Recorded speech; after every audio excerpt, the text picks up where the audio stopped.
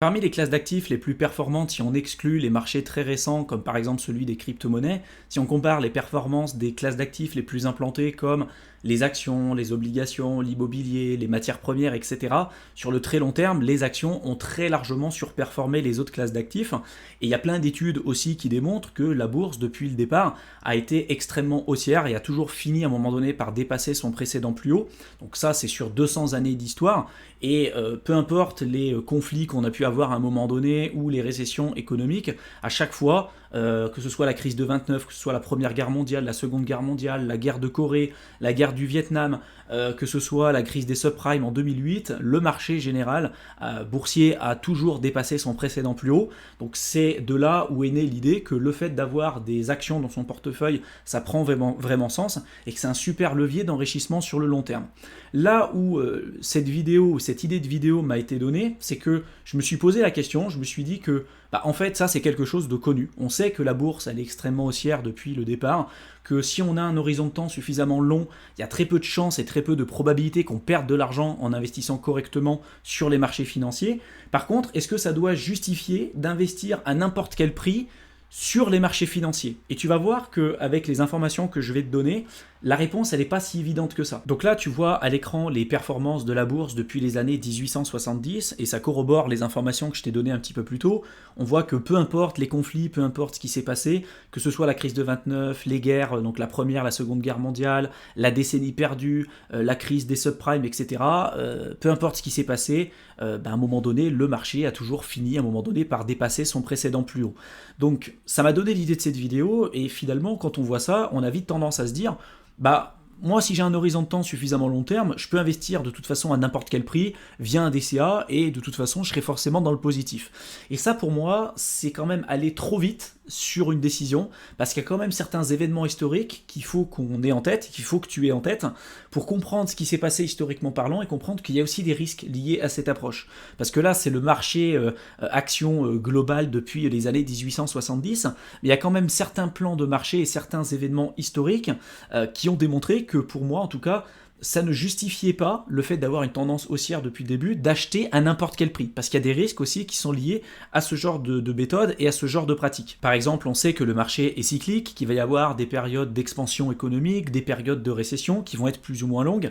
Et il y a d'ailleurs une étude qui avait été effectuée par JP Morgan et qui avait analysé notamment les marchés financiers, et notamment le S&P 500, et qui avait montré qu'en moyenne, les périodes de récession économique sur le S&P 500 duraient à peu près 15 mois en moyenne, et donc on peut se dire, oui, si en moyenne sur le S&P 500 ça dure à peu près 15 mois, moi je suis capable de tenir sur 15 mois, mais ce qu'il faut faire attention, c'est que quand on fait une moyenne, on n'a pas tendance à voir les extrêmes, et que cette moyenne va avoir tendance à lisser justement ces extrêmes et ces écarts types.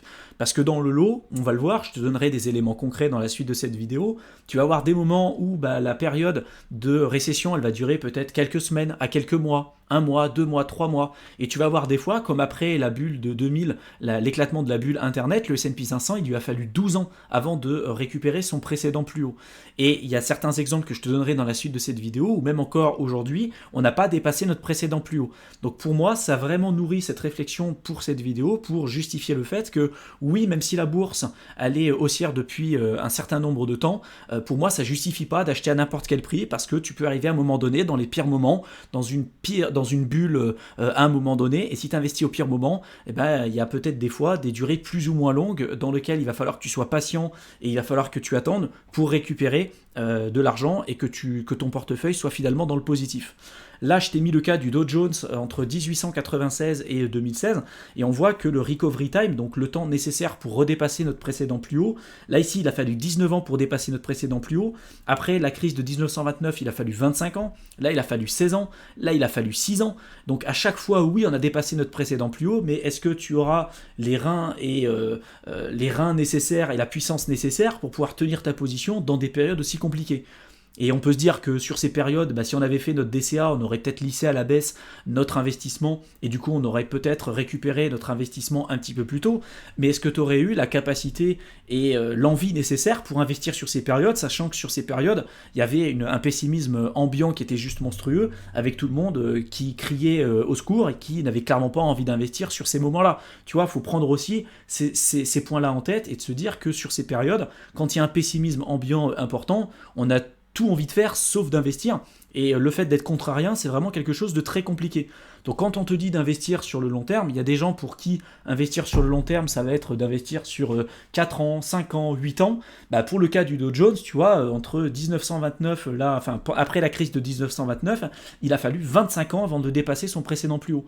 Donc encore une fois, ça va nourrir notre réflexion sur le fait de ne pas pouvoir acheter non plus à n'importe quel prix. Parce que quelqu'un qui n'avait pas fait de DCA, qui avait tout investi via une lump sum par exemple sur le 1929, au pic de la bulle de 1929, il lui aura fallu 25 ans avant de dépasser son précédent plus haut, sans compter les problématiques aussi liées à l'inflation à cette période. Là, je te donne un autre exemple que je t'ai évoqué un petit peu plus tôt, notamment on voit là les performances du S&P 500 depuis les années 1930, et on se rend compte que depuis le départ, malgré les récessions, malgré les problématiques économiques, à chaque fois on a dépassé notre précédent plus haut, mais des fois c'est quand même plus ou moins long. Et notamment après la bulle Internet dans les années 2000, il a fallu 12 ans, entre 2000 et 2012, avant que le S&P 500 dépasse son précédent plus haut. Donc des fois il y a des périodes qui sont quand même beaucoup plus longues que d'autres. Pour le cas des obligations, on va te dire que les obligations en moyenne sur 120 ans, elles ont fait entre 4 et 5% de rendement, mais c'est en prenant en compte du coup la moyenne de ce qui s'est passé. Et ça va lisser justement les gros écarts types.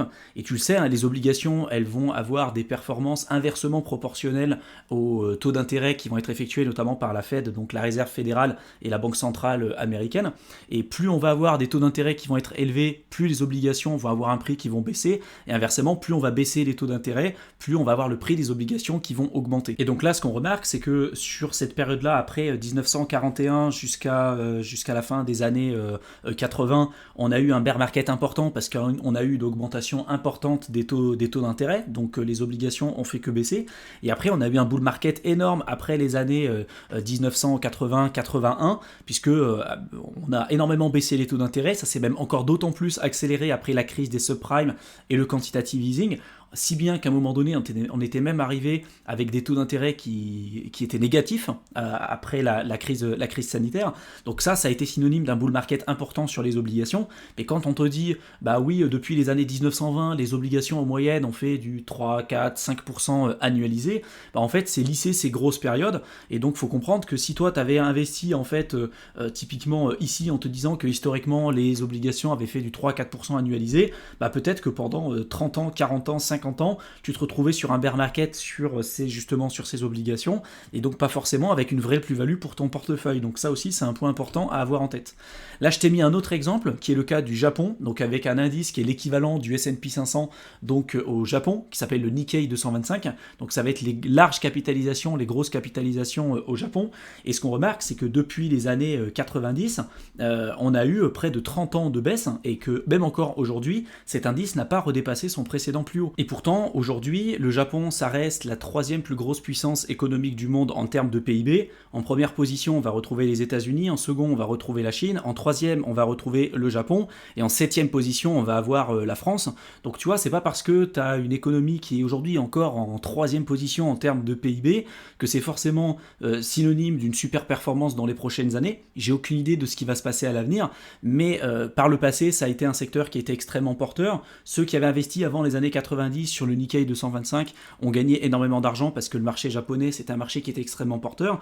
Là, ces dernières années, ça n'a absolument pas été le cas. Et donc, ça prouve aussi que, oui, même si la bourse, de manière générale et de manière globale, va suivre quand même la création et l'évolution de la richesse autour du monde, et que de manière générale, la bourse reste extrêmement haussière depuis le début, c'est pas non plus une certitude, et qu'il y a quand même certains événements historiques qu'il faut prendre en compte, et partir du principe que quand on parle d'investissement long terme, c'est pas sur 1 an, 2 ans, 3 ans, 5 ans. Il y a certains événements historiques, comme le cas du Dow Jones, où après la crise de 29, il a fallu 25 ans pour dépasser son précédent plus haut. Après la bulle Internet, pour le S&P 500, c'était 12 ans. Pour le cas du Nikkei, ça fait 30 ans que ça baisse et ça n'a toujours pas dépassé son précédent plus haut. Donc tu vois, tout ça, c'est des éléments importants à avoir en tête, que tu dois garder à l'esprit pour pouvoir jauger pour le mieux ta stratégie d'investissement. Il y a un livre que je t'invite à lire qui s'appelle The Stocks for the Long Run, qui a été écrit par Jeremy Siegel, qui est un professeur à Wharton, et qui a démontré typiquement que les actions, si on avait un horizon de temps suffisamment long terme, pouvaient être considérées comme étant moins risquées que les autres classes d'actifs, parce qu'il y a beaucoup plus de chances et de probabilités de gagner de l'argent en investissant sur les actions que sur les autres classes d'actifs. Il explique notamment que sur une année, le risque de perdre sur les actions, il est de 27%. Par contre, sur 15 ans, le risque n'est plus que de 3%, soit une chance sur 4 de perdre en investissant sur les actions sur une année, mais sur 15 ans, le risque passe à 3%.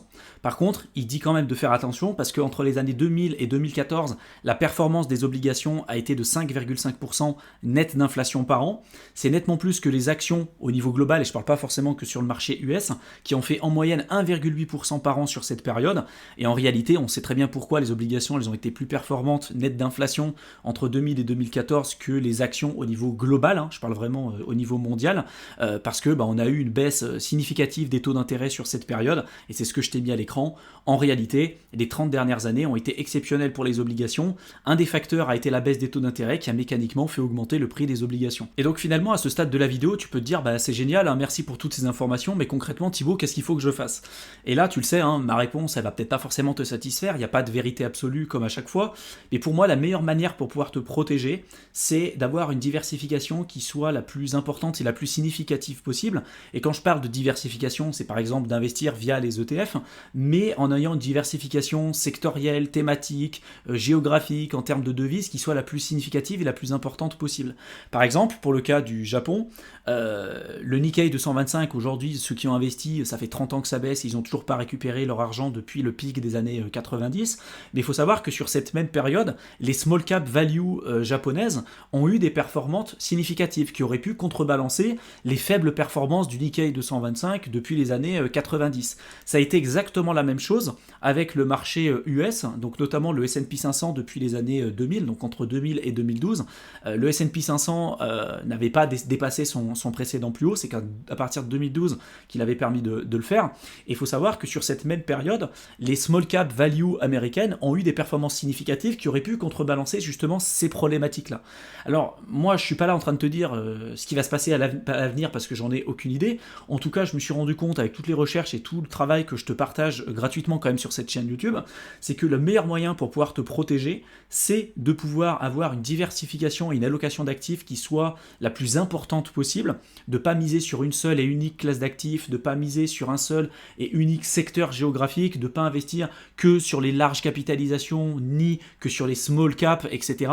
Tu peux utiliser des ETF Smart Beta, mais plus tu vas avoir une diversification importante, plus tu vas te protéger. Et quand bien même il y aurait un secteur ou une classe d'actifs qui va sous-performer à un moment donné, tu en auras peut-être une autre qui va prendre le dessus et qui va te permettre d'avoir des résultats intéressants sur le long terme. C'est vraiment tout l'objectif et tout ce que je partage sur cette chaîne YouTube, et j'espère en tout cas que cette vidéo t'aura plu et qu'elle t'aura intéressé. Si maintenant tu veux en savoir plus sur l'investissement, sur les marchés financiers, n'hésite pas à rejoindre mon programme de formation offert de plusieurs heures que j'ai préparé spécialement pour toi. Tu retrouveras le lien dans la description de la vidéo, donc tu cliques dessus, tu rentres ton adresse mail et tu verras, je t'enverrai le contenu directement dans ta boîte de réception. Je te souhaite une excellente fin de soirée et je te retrouve dans une prochaine vidéo. À bientôt.